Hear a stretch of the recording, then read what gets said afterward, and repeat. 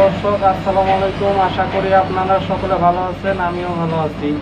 প্রিয় দর্শক, আজকে তো সশস্ত্র বাহিনী দিবস 21শে নভেম্বর। আজকে আপনাদের সামনে আমার যে প্রত্যাশা এই সশস্ত্র বাহিনী নিয়ে নাগরিক হিসেবে, সেই বিষয়টা আজকে আপনাদের সামনে তুলে ধরব। প্রিয় দর্শক, আমাদের সশস্ত্র বাহিনী যথেষ্ট সুশৃঙ্খল এবং যথেষ্ট তারা পেশাদার, এবং বর্তমানে যে ক্রাইসিস, সেই ক্রাইসিসে আমাদের সশস্ত্র বাহিনী বিভিন্ন জায়গায় তারা ভূমিকা পালন করতেছে, এবং তারা পুলিশের সাথে, যেখানে পুলিশ নাই সেখানে তারা পুলিশের সাথে মাঠে ময়দানে বিভিন্নভাবে তারা দায়িত্ব পালন করতেছে আইন শৃঙ্খলা পরিস্থিতি।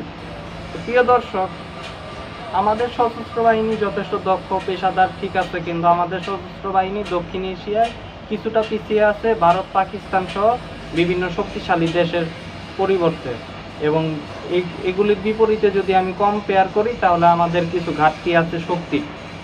তো এই বিষয়ে আমি যে কথাটা বলবো, যে কিভাবে আগামী দিনে আমাদের অগ্রগতি অর্জন করা যায় এবং কিভাবে আমাদের সশস্ত্র বাহিনীকে বিশ্বমানের একটি আরও শক্তিশালী, আরও শক্তিধর, এবং এই অঞ্চলে পাকিস্তান এবং ভারতের মতো কিভাবে একটি শক্তিশালী সশস্ত্র বাহিনী আমাদের বাহিনীকে বানানো যায়, সেই ব্যাপারে আজকে আলোচনা করব। প্রিয় দর্শক, আর পেঁচাইতে চাই না, চলেন শুরু করি। প্রিয় দর্শক, আমাদের সশস্ত্র বাহিনীকে উন্নত করতে হলে প্রথম যে পদক্ষেপ করতে হইব, যে নিতে হইব, সেটা হচ্ছে যে আমাদের সশস্ত্র বাহিনীকে সংখ্যা বাড়াতে হবে। আমাদের সশস্ত্র বাহিনী তারই অংশ হিসেবে যুবকদেরকে ট্রেনিং দিতে হবে, বাধ্যতামূলক করতে হবে।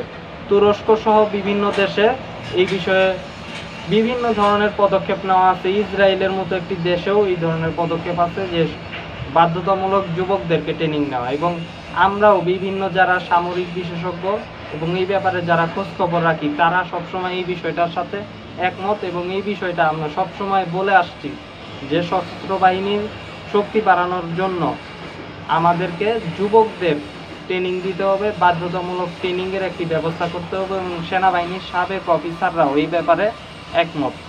তো এই কাজটা করতে হবে। দ্বিতীয়ত, আমাদের সশস্ত্র বাহিনীর বিমান বাহিনীর শক্তিটা খুবই কম। এই বিমান বাহিনীর শক্তি বাড়াতে হবে। পাকিস্তান, ভারতের চেয়ে আমাদের বিমান বাহিনীতে বিমানগুলি এগুলি পুরাতন, এবং এগুলির শক্তিটা যে কম, আমাদেরকে সেই হিসেবে বিমান শক্তিশালী ফাইটার জেট থেকে শুরু করে বিভিন্ন ধরনের পঞ্চম প্রজন্মের, চতুর্থ প্রজন্মের বিমানগুলি আমাদেরকে কিনতে হবে। তৃতীয়ত, আমাদেরকে ড্রোন শক্তিতেও কিন্তু উন্নত করতে হবে। আকাশপথের ক্ষেত্রে ড্রোন এখন কিন্তু একটা যুগান্তকারী পদক্ষেপ, এবং যুদ্ধ ময়দানে এখন কিন্তু সেটা খুবই ভূমিকা রাখতেছে। এই ব্যাপারে আমাদের ড্রোন প্রযুক্তিতে আমাদের নিজেদের আত্মনির্ভর হতে হবে, এবং প্রয়োজনে বিমান শক্তিতেও আমাদেরকে আত্মনির্ভর হতে হবে, এবং এই বিষয়ে আমরা নিজেরা কিন্তু কাজ করতে পারি এবং পদক্ষেপ নিতে পারি। তৃতীয়ত, আমাদের নৌবাহিনীর শক্তিও দেখা গেছে যে তুলনামূলক কম। নৌবাহিনীর শক্তি আরও গুরুত্বপূর্ণ সমুদ্রপথে শক্তি প্রদর্শনের ক্ষেত্রে। ভারতীয় নৌবাহিনী যে দাপট, তাদের যে একাধিপত্য, সেটাকে ভাঙার জন্য আমাদের জন্য নৌবাহিনীকে শক্তিশালী করার কোনো বিকল্প নাই।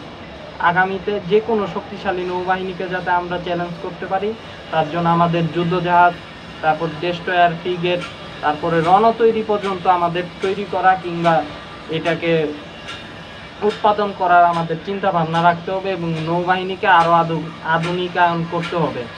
তৃতীয়ত, পদাতিক বাহিনীর ক্ষেত্রে মিসাইল শক্তি এখন সবচেয়ে বেশি ভূমিকা রাখতেছে। ইরান থেকে শুরু করে বিভিন্ন যারা শক্তি বাড়ানোতে ব্যস্ত এবং নিজেদের নিরাপত্তার বিষয়ে যারা সচেতন, তুরস্কের মতো দেশগুলি, তারা কিন্তু মিসাইল শক্তির আপডেট করতেছে।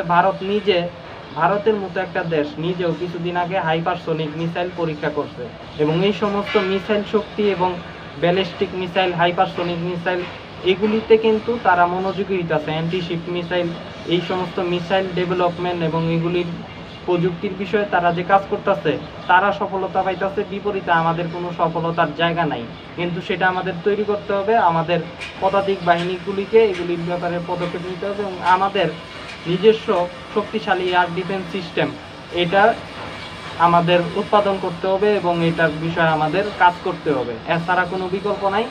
ভারত, পাকিস্তান থেকে শুরু করে যে সমস্ত দেশ শক্তিশালী, তাদের কাছে কিন্তু এগুলি আছে, আমাদের কাছে কিন্তু সেরকম এগুলি নাই, কিন্তু এগুলি আমরা পদক্ষেপ নিতে পারি। চীন তুরস্কের মতো দেশগুলি আমাদের ক্ষেত্রে এই ক্ষেত্রে বন্ধু হতে পারে, বিশ্বস্ত, ইভেন পাকিস্তান।